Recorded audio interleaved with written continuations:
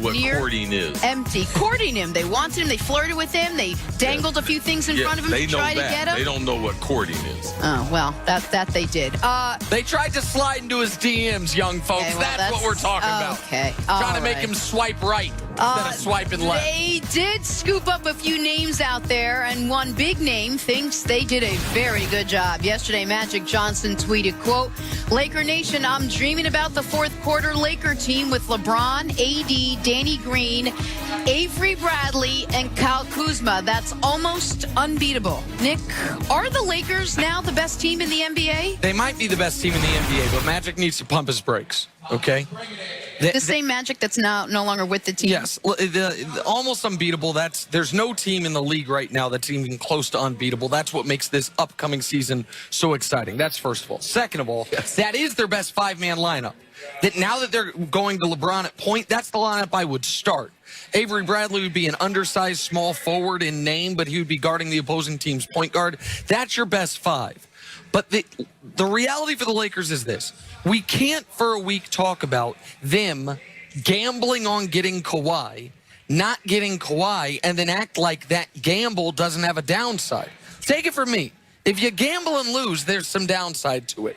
And so for the Lakers, it is. They have a bit of a mismatched roster to a degree. If they start the guys that, if they start the team that I think they actually will start with Boogie instead of Bradley, you're big. You have six guys that are guards coming off the bench with just a couple of forwards on your bench. You don't necessarily have elite shooting throughout the game. There are some weaknesses there. The only way the Lakers make the NBA Finals and win a championship is if they have not one, but two MVP candidates at the end of the year. In LeBron and Anthony Davis. You need Anthony Davis, the player he showed you he was the 2 seasons prior to this one, playing 75 games, being the best big man in the NBA, and you need LeBron to be the guy he's shown you he is over the last 15 years.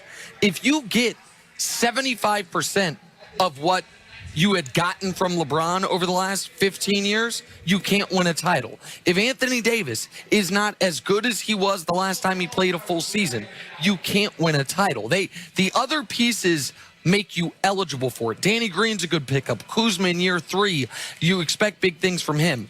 But the way the Lakers get in the game is by having not just the best player on the court, but the best 2 players on the court in most games and playoff series. The mistake the Lakers made when LeBron first got there was, right, they sort of created the wrong type of team around him. He needed shooters. They didn't put shooters around him. Are you happy now that with the team they're putting around both he and AD, these are enough, this is enough shooting, that this is more than enough of what LeBron needs? In the NBA, you can't have enough shooters. So I do believe they have a better roster than they had last season. But given the limitations, what he pointed out, when you decide to go after Kawhi, it's going to take you 5 days into free agency. The depth of free agency was totally gone, and there was only a select group of players that would fit into the Lakers, and most of them, besides Danny Green, they're not a great fit. Right. Some of them are good fits, and depending on what the attitude of the veteran players, I'm going back to Magic, because I believe right now on paper, the Clippers are a better team. The reason why is because I believe that their roles will be far more defined. Patrick Beverley doesn't have to change how he's going to play. Lou Williams not going to change how he's going to play. All those other players, they've played a lot of minutes together, and Doc Rivers knows how to utilize them. We don't know if Rondo's going to be a starter somewhat throughout the year. We don't know if Boogie Cousins is going to be a starter. And Rob Pelinka and Jenny Buss and LeBron James, they need to get Magic to shut up, because he's not helping the Lakers. Because you know what? Boogie Cousins, if he sees that tweet, right, what's he supposed to think? Rondo is a veteran player with a lot of pride. What's he supposed to think? So Magic, he does not know what he's doing in the disruption to the team and team chemistry, where him just sitting there where I was running the team and now I'm just going to be a part of the team, the most visible, and I'm going to run the team on Twitter. I fully agree with that, and I want to hone in on the Clippers for a moment, because while I believe the Lakers' top two, LeBron and Anthony Davis, are a better duo than Kawhi and Paul George, the rest of the Clippers roster is superior, and they all know their roles. You have Pat Beverly. He knows he's going to be the starting point guard. You have Lou Williams, who could be a starting shooting guard, but has absolutely excelled in sixth man and going to finish the games. Landry Shamet will probably be their starting shooting guard, but knows he's not the best two on the team. It's Lou Williams. They have two centers that are just Montrezl Harrell, thrilled he's carving out an NBA career for himself, and Zubac, who the Lakers threw away last year, traded away for no reason. It's like Mike Muscala, just got $32 million and can't believe his luck. So everyone on the Clippers knows exactly the role they need to be in, and if anyone has a question with it, Doc Rivers is the man to tell them.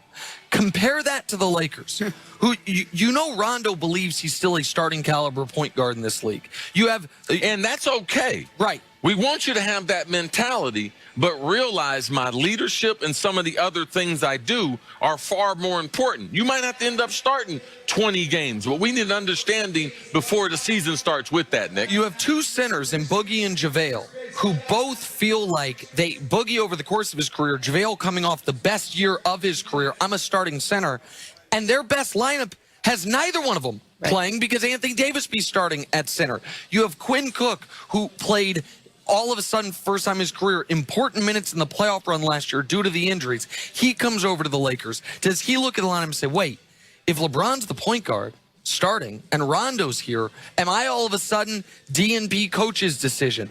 Kentavious Caldwell-Pope is still looking for that long-term big money deal. Does he think he should be the first guy off the bench? There's all these questions. It's one of the reasons why I liked the under-the-radar Jared Dudley edition, because while, yes, he can play decent defense as far as positionally, knock down shots, he knows his role. He's not going to be asking to be a starter, asking for big minutes.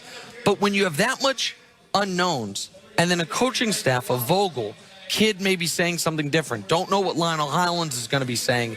That's where on top of an organization that's not like what you have with the Clippers, that leaks, that talks, that they don't have the infrastructure in the last year that the Clippers have. That is a recipe. And so that is where the Lakers, where there will be potholes, and that's where there could be pitfalls, and that is why the rising tide that will have to raise the Lakers' boat is a vintage LeBron season. You mentioned he could average a triple-double. I don't know if he'll get there in rebounds, but I totally agree with you on assists.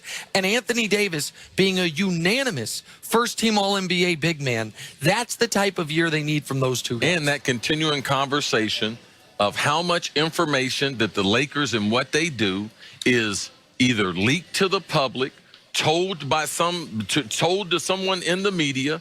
That's the reason why Kawhi Leonard delayed his meeting with the Lakers in free agency and decided to meet with Paul George on the side. And decided not to go to the Lakers facility, to have it at a hotel. The reason why? Because things like this. Who's running the Lakers? Kawhi and his team, they had a question of that going into free agency that wasn't answered. And don't forget, there are big personalities on this team. Boogie Cousins, we may not have heard that much about anything that happened last year. You didn't hear that much noise from Rajon Rondo. But someone, if they are not going to start, will have to sit them down and say, hey, you're not starting. I would imagine that's not the conversation you want to have either. Boogie's been a starter at every place he's ever gone his entire career. We talked about how difficult it was going to be in the playoffs when he came back from the NBA, when he came back from the injury, if he was even able to get on the court, him not being a starter. Steve Kerr knew that, which is why his first game back in the finals, he did give him that courtesy start, and then he played well in that game, but then didn't play well thereafter. I think he had one more halfway decent game. That's a concern, but that is the job of coaching. That is the job of this veteran coaching staff, to convince Boogie and Rondo, be stars in your roles. Carry our second-man unit. Boogie, we can get you spacing. We can run a second-man unit out there of Rondo, Kentavious Caldwell-Pope, Jared Dudley, and either Cook or Daniels. And you can have real spacing out there where Boogie can dominate the low post, Rondo can orchestrate things with three shooters, and play real minutes. Boogie could be sixth man of the year in that role. Absolutely right. And then you can, but will he be okay with it? Right. He's got to be willing to accept that role and then go out and be good at it. All right, we got to take a break. Coming up, Paul